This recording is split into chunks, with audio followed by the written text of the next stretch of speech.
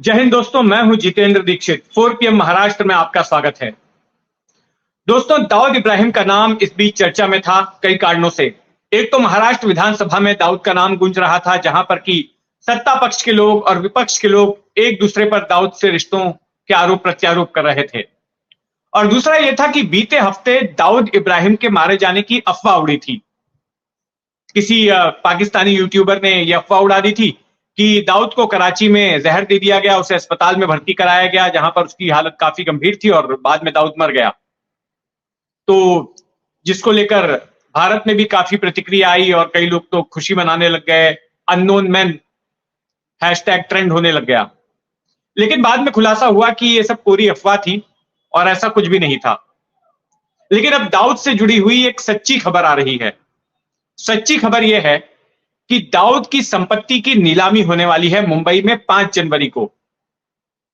दाऊद भले ही भारत के तमाम प्रयासों के बावजूद अब तक हमारे हाथ न लग चुका हो, अब तक हमारी एजेंसियां उसको मारने में कामयाब ना हो सकी हों, लेकिन दाऊद की संपत्तियां जो भारत में हैं, जो मुंबई और आसपास के इलाके में है, जो दाऊद का पुश्तैनी जिला है, रत्नागिरी जहां पर उसका गांव है, वहां की जो उसकी संपत्तियां हैं वो अब भारत सरकार के कब्जे में है।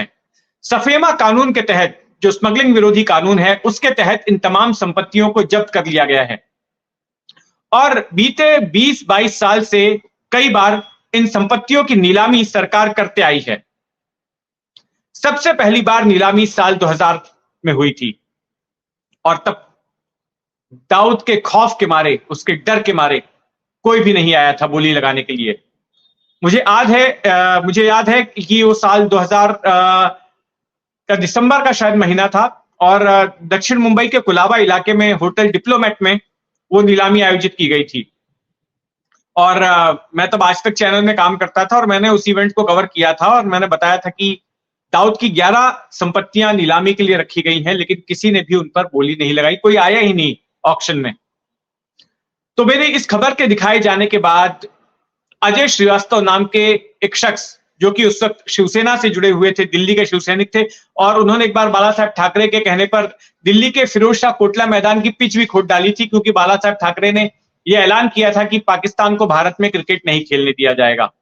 तो उस वजह से काफी चर्चित भी हुए थे। तो जब उन्होंने मेरी ये स्टोरी देखी कि दाऊद के डर के मारे कोई बोली लगाने तक नहीं आ रहा है, तो फिर अगले साल जो ऑक्शन हुआ उसमें वो आ गए।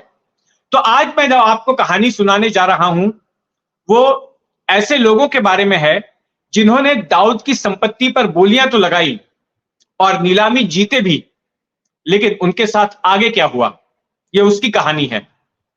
क्या वो उन संपत्तियों को हासिल कर पाए और फिर दाऊद गिरोह के साथ, दाऊद गिरोह की ओर से उनके साथ क्या सलूक किया गया। तो शुरू करते हैं अजय श्रीवास्तव से। अब ये जो अजय श्रीवास्तव हैं, ये पेशे से वकील हैं और उस वक्त भारतीय विद्यार्थी सेना, जो कि छात्र इकाई थी शिवसेना की, उसके साथ में जुड़े हुए थे ये। तो जब इन्होंने मेरी रिपोर्ट देखी तो साल 2001 में जब अगला ऑक्शन हुआ उसी होटल डिप्लोमेट में, तो ये वहां पर बोली लगाने के लिए पहुंच गए और नीलामी में इन्होंने मुंबई के नागपाड़ा इलाके की 2 दुकानें जीत ली, 2 इंडस्ट्रियल गाले उस नीलामी में जीत लिए, और वो भी नागपाड़ा इलाके में, जो कि दाऊद का गढ़ माना जाता है। दाऊद उसी इलाके में पला बढ़ा।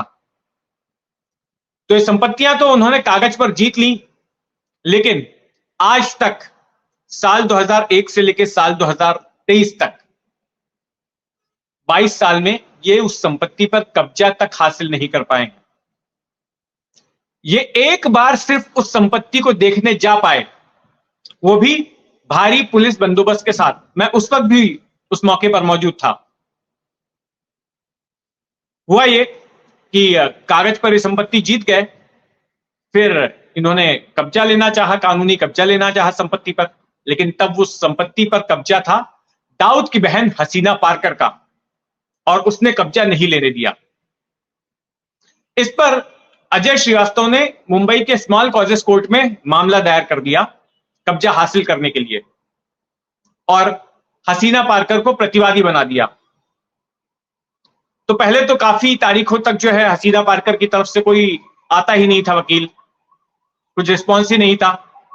फिर जब जज की ओर से यह कहा गया कि अगर कोई नहीं आया तो वो एक्स पार्टी ऑर्डर पास कर देगा, एक तरफा ऑर्डर पास कर देगा, और ऐसे में अजय श्रीवास्तव को फिर कब्जा मिल सकता था। तो उसके बाद हसीना पारकर की तरफ से वकीलों का आना शुरू हुआ।